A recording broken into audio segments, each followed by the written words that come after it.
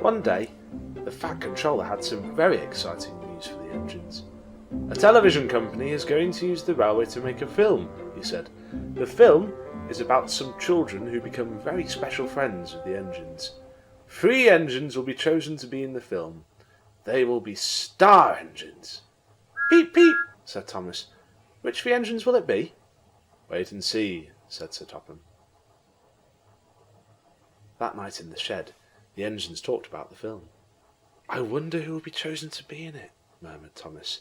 It's obvious, scoffed James. They'll need a splendid-looking engine, so I'm definitely in. They'll need a strong engine too, laughed Henry. I fit that role perfectly. And above all else, they'll need a grand engine, finished Gordon. And everybody knows there's no one grander on this railway than me. We are the largest engines after all, they boasted. I do hope you are chosen for the film, said Edward graciously. So do I, said Percy. Thomas felt sad. He wanted to be in the film too, but Gordon, Henry and James were so confident they'd be chosen that he believed them. I hope you enjoy making the film, he told them. Do you think I can come and watch? Oh, of course, smiled Gordon. And you won't just watch us, Thomas. I won't, he gasped excitedly. No, laughed James. You can help shunt the yard while we're filming. The big engines laughed, and Thomas went crossly to sleep. The next morning, Henry, Gordon and James were still boasting. Tell the Fat Controller we'll be late in starting this morning, Gordon told Edward as he prepared to leave for the big station. Our drivers and firemen are going to give us an extra wash and polish.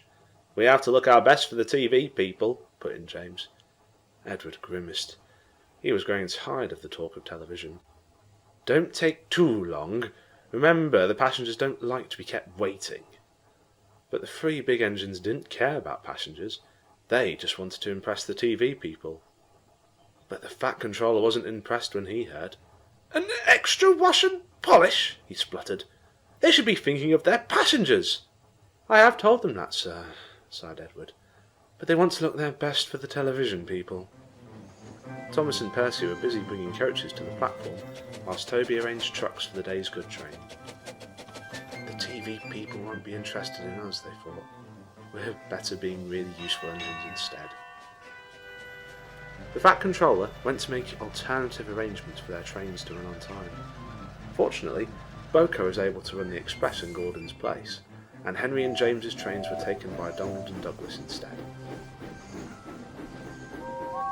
Soon, the 3 big engines puffed grandly into the big station, where the Fat Controller was waiting with the producer of the film. These are my bigger engines, Gordon, Henry and James. They think they'd make fine stars for your film. The producer looked them up and down. They are really fine engines. The big engines were flattered. But they are rather large. What about the other engines? The smaller ones? The Fat Controller pointed to Thomas, Percy and Toby. The producer was delighted. They're just the right size! Gordon, Henry and James were surprised. But what about us? They gasped. You 3, the Fat Controller told them sternly, can take the goods train that Donald, Douglas and Boko had to leave in order to run your trains. Perhaps that'll teach you to be a little less vain in future. The 3 big engines went off in a huff, and Thomas, Percy and Toby were included in the film. They enjoyed being filmed a great deal. They thought acting was lots of fun. Thomas felt especially pleased with himself. He liked the idea of being a special star engine. At first, Gordon, Henry and James were jealous, but they soon learned to be happy for the smaller engines, particularly when they were invited to the special premiere of the film at the big station. What happens in the film? Henry asked Thomas. Thomas chuckled. You'll have to wait and see.